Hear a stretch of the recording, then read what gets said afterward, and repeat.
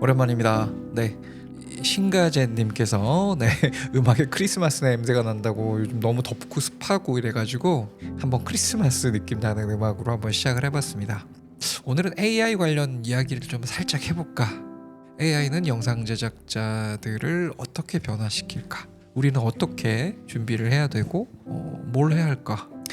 영상뿐이 아니고 요즘에 이제 사진도 그렇고 음악도 그렇고 굉장히 여러 분야에서 AI의 그 잠식이랄까요?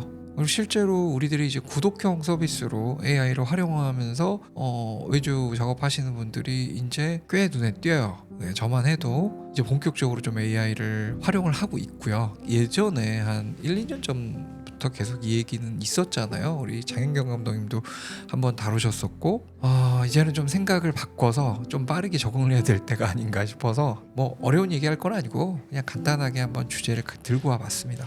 AI가 치고 들어오기 애매하다고 생각해서 공연 촬영이나 그런 뭐 인터뷰나 그쪽은 어렵지 않나요? 라고 하셨네요. 그러니까 AI가 뭐 영상 제작자든 아니면 뭐 포토그래퍼든 음악가든 다 똑같은데요. 그들의 자리를 AI가 대체할 거라고 요즘 대부분의 전문가들도 그렇게 생각을 안 하고 그렇게 이야기들을 안 하세요. 기존의 영상 제작자의 자리를 AI를 공부한 영상 제작자, 포토그래퍼, 음악가가 자리를 대체할 것이다 라는 의견이 되게 지배적이에요. AI를 만들고 있는 여러 업체들이 결국은 수익을 내야 하는 구조를 가지고 있는 사기업들이죠. AI의 전파나 이런 부분들의 그 베이스에 저변에 깔려 있는 게 돈을 벌기 위한 거예요, 결국. 근데 그러려면 사람들이 써줘야 되죠. 뭐 아이폰도 마찬가지잖아요. 그 기술이 아무리 뛰어난들 사람들이 그걸 돈 주고 많이 사줘야만, 그래서 애플이 성장을 한 거고요. AI도 마찬가지라는 거죠. 다만 이제 아까 말씀드린 것처럼 AI를 모르는 영상 제작자의 자리를 AI를 잘 활용해서 사용하는 영상 제작자가 대체를 할 수 있는, 근데 그게 굉장히 빨라지고 있는, 그러니까 그런 부분들을 생각을 해보면 사실 우리의 갈 방향은 아주 더 명확해지죠. 지금 현재 뭐 챗GPT를 필두로 해서 뭐 소라 AI부터 노벨 AI도 있고요. 구글 작업을 해주는 수노라는 거 여러분들도 많이 사용을 하고 계시죠. AI 리튼, 그 리튼 같은 경우는 이제 챗GPT와 연동을 해서 사용할 수 있게 돼 있고, 가장 쉽게 접근할 수 있는 방법이 스톡 사이트들이 있었죠. 우리가 스톡 영상들 구해가지고 쓸 수 있는, 그냥 사막에서 바늘 찾는 게 아니고 내가 원하는 부분을 정확하게 그 매개 변수를 프롬프트로 넣어주면 그것대로 영상이 제작이 돼서 나오니까 어떻게 보면 훨씬 더 효율성이 좋은 거죠.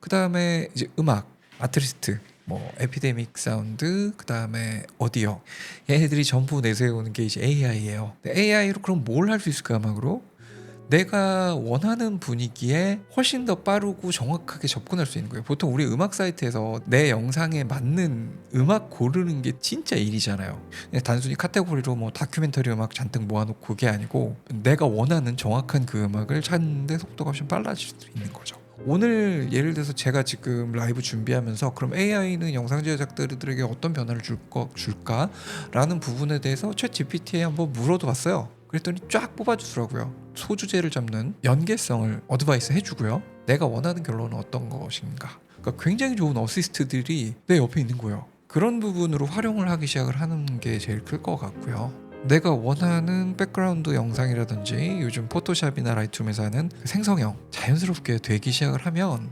실제로 가서 거기를 촬영을 안 해도 되는 상황들이 벌어지겠죠. 아까 말씀드렸던 정말 오롯이 촬영만 하는 분들은 좀 타격이 있을 수도 있지 않을까 싶어요. 뭐 촬영분이 예를 들어서 100컷이다 그러면 100컷 중에 필요한 컷, 진짜 메인 컷은 40컷 이외에 나머지 60컷은 인서트를 위한 컷들이 정말 많이 촬영을 하잖아요, 우리들이. 근데 그 부분이 대량적으로 줄 수 있다는 부분이 있죠. 그래서 그런 부분들을 한번 생각을 해보면 어떤 부분이 앞으로 더 곽강을 받고 어떤 부분의 잡은 좀 사라질 수도 있겠구나라는 생각을 하긴 해요. 영상 제작자라는 큰 카테고리 안에 보자면 결국은 프로듀서나 편집자나 촬영하는 사람이나 이런 사람들이 요즘엔 다 하나로 그 통합이 되고 있는 시대잖아요. 나는 온리 촬영만 해. 나는 온리 편집만 해. 결국은 촬영하는 사람이 편집도 하게 되고 기획도 하게 되고 여러 가지 작업을 혼자서 해낼 수 있는 크리에이터 입장에서는 매달 몇만 원씩만 내면 실제로 수백만 원씩 들여야 되는 작업을 할 수 있게 되는 거죠.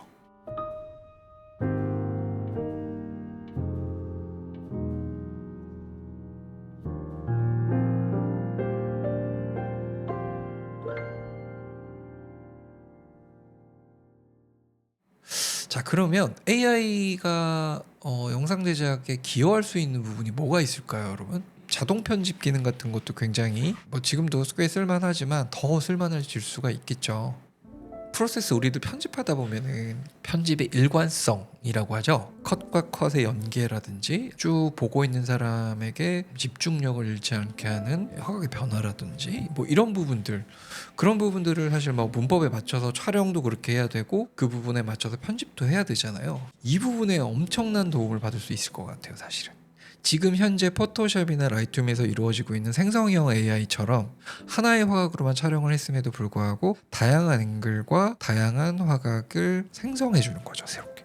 인터뷰를 예를 들어서 나는 그냥 35mm 하나로 쭉 찍었는데 85mm를 앵글을 높여서 하나 뽑아주고 이런 식으로는 가능할 것 같거든요. AI의 장점이 뭡니까? 그 사람이 한 이야기의 맥락을 이해하잖아요, AI가. 그러니까 우리한테 답변할 수 있는 거잖아. 인터뷰자가 얘기를 할 때 어느 부분에서 힘을 주었고 어느 부분에서 감정적이 됐으며 어느 부분에서 굉장히 프라이드를 느끼고 있고 그거를 쭉 파악을 한 다음에 기본 A롤 하나로 35mm로 정면샷을 딴 걸 하나 가지고 여러 가지 화각을 만들어 버리는 거죠. 그러니까 결국은 이건 촬영과 편집에 동시에 영향을 받게 되죠. 그러니까 자동 편집, 멀티카메라 불가능하다고 생각하십니까, 여러분? 제가 보기에는 몇 년 안에 될 거라고 봅니다. 뮤직비디오를 촬영한다고 생각을 해봅시다. AI를 활용을 해서 아티스트가 곡을 썼어요. 그 곡을 AI한테 들려주고 나는 이런 식의 느낌으로 이런 식의 옷을 입은 주인공이 이런 곳에서 노래를 부르는 장면을 원해. 그러면 그 부분으로 다 만들어주겠죠. 여러 가지 화각, 여러 가지 화려한 짐벌 무빙, 기술에 목맨 사람들은 조금 힘들 수 있다라는 거. 그래서 진짜 장인이 되기 위해서 노력한 탑 클래스는 얘기가 달라지겠죠. 근데 약간 미디움에 걸쳐 있는 분들은 기술에 목매는 것보다는 프로듀서의 역량을 키우는데 더 노력을 하는 게 효과적이지 않을까.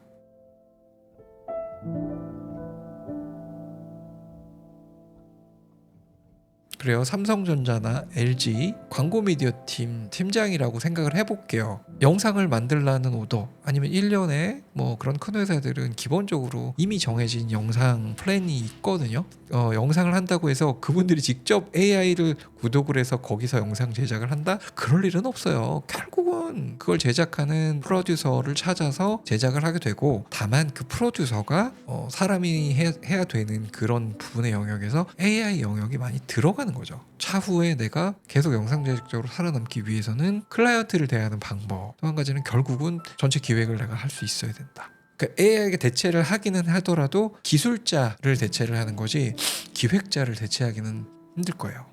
지금 여기 오늘 듣고 계시는 대부분의 영상 제작자 분들이 그냥 보통의 회사를 다니시는 일반인들에 비해서는 그 얼리 어댑터랄까요? 이런 신기술을 빨리 받아들이고 빨리 익히는 거에 관심이 많은 분들인 거예요, 여러분들은. 그렇기 때문에 저는 AI를 만약에 활용을 한다 그래도 여러분들이 다른 분들에 비해서 훨씬 더 빨리 익히고 빨리 적응할 거라고 봐요, 솔직히.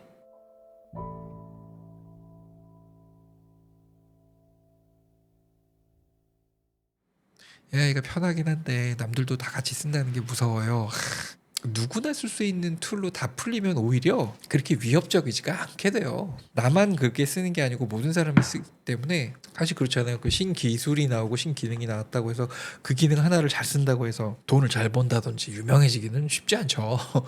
그거를 활용을 해서 내가 만든 어떤 콘텐츠를 사람들이 좋아해 준다든지 그거의 매력을 크게 느낀다든지 할 수 있는 부분이 중요하기 때문에, 그거는 AI가 없던 시절도 똑같잖아요.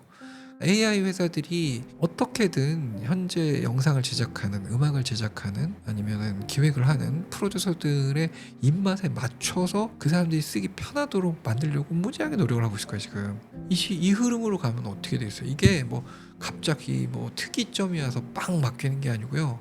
AI가 실제로 우리 일을 도움이 돼서 돈을 많이 줄여주고 내 일을 많이 줄여주면서 클라이언트한테 좋은 걸 보여줄 수 있겠는데? 라는 인식까지 지금 성공했잖아. 실제로 우리들이 이걸 쓰는 일만 남았단 말이에요. 결국은 경험의 축적을 통한 AI와 커뮤니케이션 능력이 최대 관건이다. 저는 그렇게 생각을 해요. 기존부터 내가 계속 만들어왔던 컨텐츠의 퀄리티와 기획력을 올리는 거, 내가 그동안은 돈이 없어서 이런 식의 촬영본을 쓸 수 없었고, 내가 그동안은 돈이 없어서 이런 식의 음악을 갖다 쓸 수 없었고, 이제는 이것들을 AI가 다 해결을 해줘요. 그럼 뭐가 나요? 진정한 내 실력만 남아. 옛날에는 돈이 없어서 그렇게 못 만들었어요 라는 변명을 할 수 있었거든요. 근데 이제 그게 안 돼요. AI가 정말 이제 몇 년이 지났어. 그래서 우리들이 AI를 지금 뭐 아트리스트 쓰듯이 프리미어 쓰듯이 누구나 다 쓰고 있어. 이런 상황이 되면요, 저걸 아날로그 시절에 경험해봤던 사람들이 훨씬 유리해질 거예요. 내가 가지고 있는 것의 확장이지 완전히 새로운 것을 AI가 나한테 제공을 해준들 내가 소화가 안 되는 거야. 그 편집이라든지 그 흐름이라든지. 내가 기존의 AI 없이 그거를 구현을 해봤고 아니면 그 목표를 세워놓고 그 방향성으로 가던 사람들은 AI의 도움을 받아서 엄청 빠르게 거기까지 갈 수 있어요. 어떤 흐름이 정말 고급지다는 거, 이런 것들이 이미 내가 가지고 있기 때문에 거기에 도달하는 데 도움을 받는 거예요. 이 스키마 자체가 내가 안 쌓여있는 상황에서 AI만 떡 주고 걔가 굉장히 좋은 것들을 나한테 제안을 해봤자 내가 이거를 시냅스 이렇게 연결을 못 시키는 거야. 야, AI를 다 쓰고 있는데 그렇다고 딱히 더 좋은 창작물이 나오지 않아. 맨날 똑같은 수준에 계속 반복되는 누구나 할 수 있는 뻔한 스타일이 계속 나오고 있어. 왜 이렇게 된 거지? 신기술이 모든 걸 다 해결해 줄 것 같았는데 그게 아니네. 다시. 비록 요즘 밀키트는 간편식으로 나와서 국밥을 쉽게 먹지만 마치 42시간 푹과 삶아 정성이 만든 장인국밥 같은 느낌이군요. 저 42시간을 푹 고아 만든 그 맛을 알고 있는 사람이 AI를 활용해서 그 맛에 빠르게 접근한다고 보시면 될 것 같아요. 그 맛을 모르는 사람은 AI가 있어도 그 맛을 못 내죠. 자기가 그 맛을 모르니까. 근데 그 맛을 알고 있는 사람은 이 맛이 아닌데 하면서 AI의 도움을 받아 결국 그 맛을 찾아가겠죠. 아무튼 마지막까지 같이 들어주셔서 감사하고 저는 다음 영상으로 또 찾아뵙도록 하겠습니다. 후작가 불러갑니다. 푸바.